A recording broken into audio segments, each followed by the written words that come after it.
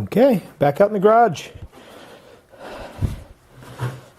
And this is the last time we're going to see this motorcycle in one piece.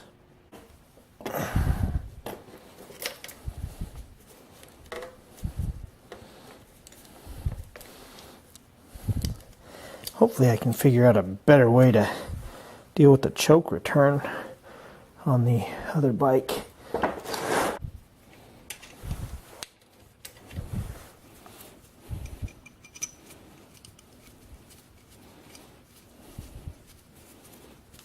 It's a heavy thing.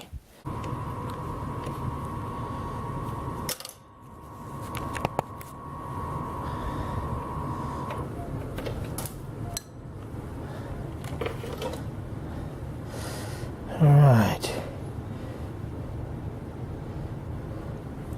Looks like you're bolted there, and then the front three.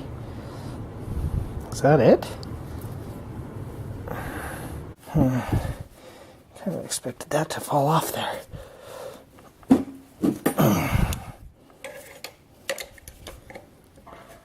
Ooh, there it goes. Ooh.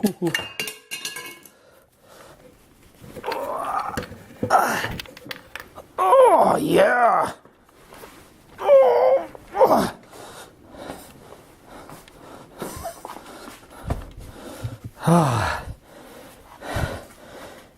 It's free. Now it's time to get the CR80 torn down and ready to accept its new engine. And I am very interested in knowing where this sprocket is in relation to the swing arm. And I need to keep that geometry as close as I can to what it is now, so we don't have weird binding issues or chain stretching problems as the swing arm moves through its travel. So I'm going to take some measurements for where this sprocket is in relation to the swing arm, kind of for the height, the distance, and also in and out, the depth, if you will, or the side to side. And that hopefully is something I'll be able to replicate or get fairly close to when I put the new engine in. So as I was bashing, trying to get this bolt to come out, I was hammering on this really hard, and I looked down and I noticed somehow in all that chaos I had actually knocked my crack straight. And so with this crack being all in alignment right now, I don't really want to move anything because I like that this is lined up. So I think, even though I haven't got the engine out yet, I'm going to go ahead and run a weld across the face of this to hold everything in place. Try to fill in this big nasty hole as well. That's actually chunks of metal have broken out of there. But if I can get that welded up so it can't move, I'll feel a lot safer about pounding on this guy without messing this up. So you've owned your welder a week. What have you been practicing on? Oh, you know, motorcycle frames. Okay, so I got a little carried away after I turned the camera off last. But here's the 80, and as you can see, it's missing a few parts. This bolt that goes through to the other side by where the frame was cracked was a bugger to get out. And so after I hammered him out, everything came apart very quickly. The engine popped right out. It's sitting over there. Now that the engine and the swing arm are out, I can come around here and look, and that crack continues right across here. And then once it hits where this part's welded in, it actually follows it down and around. And then over here, it then comes across the front. So this frame was actually cracked all the way through right here. Alright, so I just got done welding the back side. It's interesting, I don't know if you can see the smoke coming out. That's coming out of that crack in the back of the foot peg. My frame's going to have to come out and then up. I don't have really a good way to bend tubing. So what I'm hoping to do is cut off this motor mount, same on the other side, cut this somewhere in here, and actually have a very short new piece of frame to go from basically where this weld is to here, down and over. Hopefully that will give me enough clearance for the front. I know it should give me enough clearance for the bottom. And I'm going to come out. I'm going to actually come out here instead of being so tight, instead of being close together. I'm going to spread this out. That way hopefully the engine can sit between the rails, similar to what the two-stroke engine did. It's just a fatter, bigger engine. So welded up the foot peg so it looks nice again. Got rid of all that booger weld from before. So the frame is now ready to chop.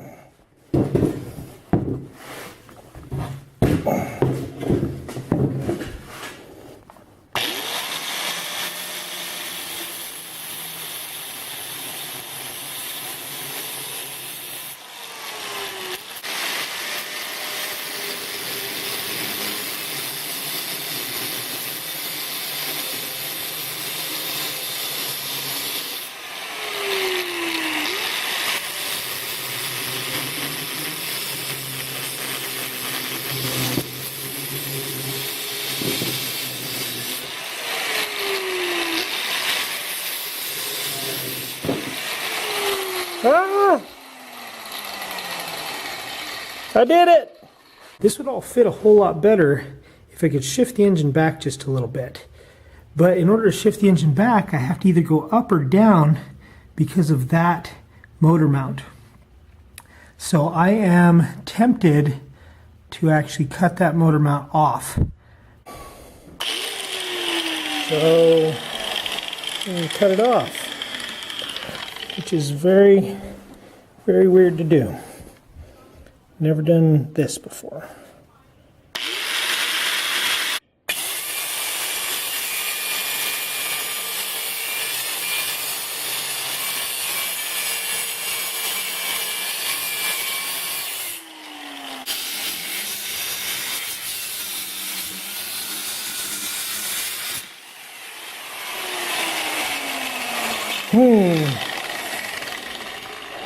You know, this is just full of firsts, this project.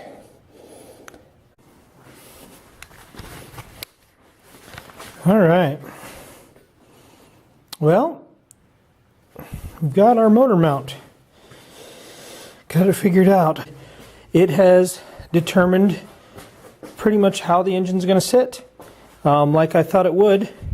Just took more massaging than I thought it would. I think I've got enough room for my exhaust.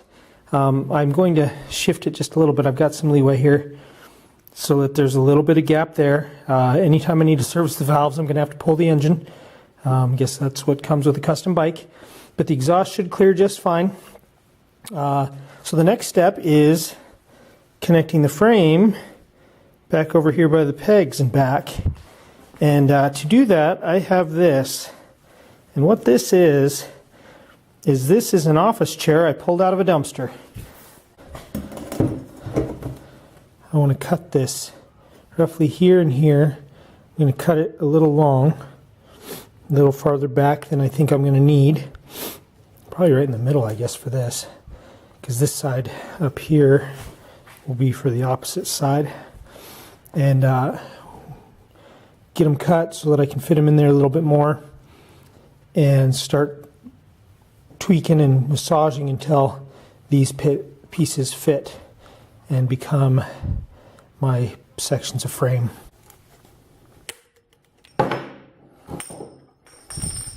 Nice cut. All right.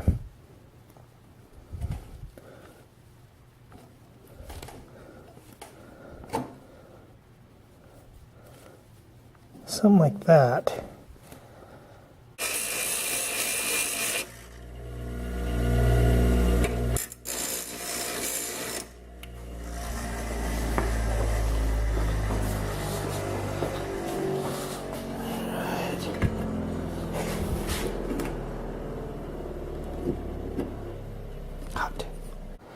Well, I may tack those in and pull the motor and take some measurements, because right now I'm just eyeballing everything.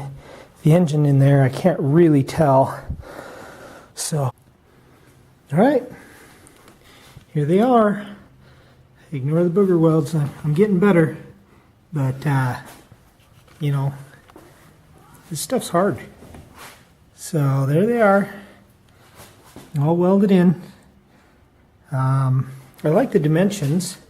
They are a little bit curvy looking here. They don't follow the exact same line, so the swoop portion sticks forward farther, this being the front of the bike.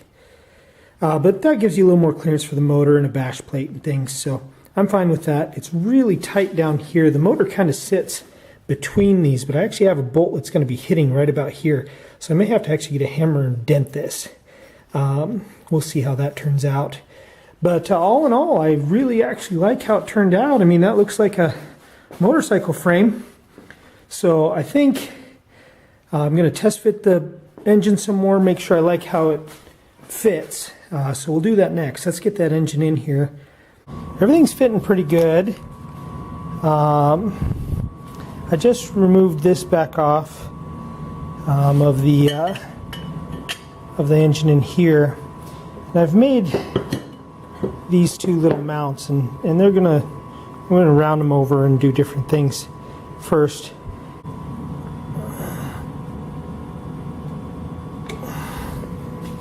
All right. I think that's how we're gonna do these front motor mounts. Stack them on, see if they work.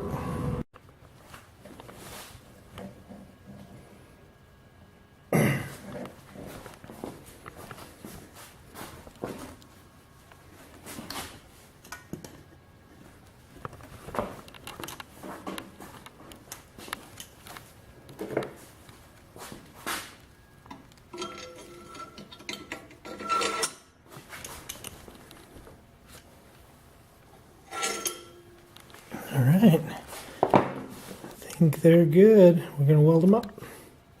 So I'm going to weld these to the frame. These spacers are going to stay a permanent part of the frame, and then we'll be able to unbolt this, and the lower bolt, slide this out, and that'll give us just a little bit of room we need to pull the motor. Looks like I'm going to have to grind on here a little bit more. So we're getting there, slowly but surely. Sorry I'm not showing you guys more as I work. It's all so fiddly and tight that it's hard to wear the camera as I do it. So I'm just going to give you guys kind of updates as I go. But it's starting to fit. Super, super tight. Just a little bit of space there, a little bit of space there. All that down there is very tight. Nothing's touching. That's actually incredibly close right there. So I'm going to grind a little notch there. A bigger one I've already ground a little bit, missed somehow. So let's make this permanent, and we'll pull the engine out one more time, make those few changes, and then I think we'll be ready to actually bolt this engine in permanently.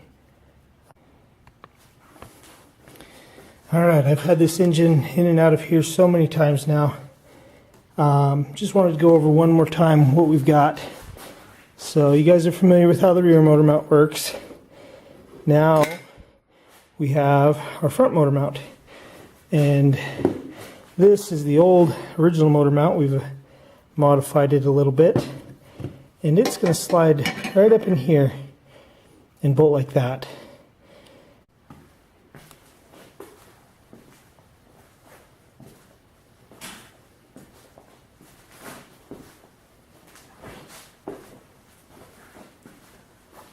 Let's bolt it in. So we've got our motor mounts down here all figured out, and of course the motor mount in the rear, which is the first thing we did. It is now part of the bike. One and the same. Not much clearance. We have very tight tolerances here. Lots of stuff is almost touching. So hopefully we don't get any rattles or clangs or vibration noises. We're going to find that out. So the next step is going to be, I've got some welding still to do. We're going to get the subframe put back on. It's a little crooked, so we may have to straighten on it a little bit. Get that all squared away. Get the seat and the gas tank on here. I'm not using the original CR gas tank. I'm actually using a gas tank off an XR70, which is the same as what was used on the XR80 and the XR100. And this is the CRF style gas tank. They had the XR used that gas tank for a couple years in the transition period. So it's the CRF gas tank with the fake shrouds on it. I like how it looks. I think it looks pretty neat. It doesn't bolt into the same holes on the frame. So I need to get all that put together so I can weld new tabs on for that gas tank to bolt onto. Probably cut off a few more tabs. We've got some grinding to do, get rid of some stuff, make sure my coil can mount. If not, maybe move some brackets around here. Once I'm done with the welding, we'll be able to paint this thing, and then after it's painted, put it together and ride it. That is for the future. This video was all about getting this engine bolted into the CR frame. This is technically a CXR right now. So, pretty exciting stuff. This was the fun part for me. This is what I actually started this project to do, was this fabrication. Welding and bolting. This bolt's too long. I had to put a spacer in it. We'll get a nice short bolt, so this nut will be up against this motor mount instead of having this stick out. But all this welding and fabricating and making brackets, that's what I was here for. That's what I wanted to do. And so I'm very excited for how this turned out. Very excited to see it starting to come together. We're not done. We've got a long way to go. All that stuff I just highlighted will probably be in the next video. Thanks for watching.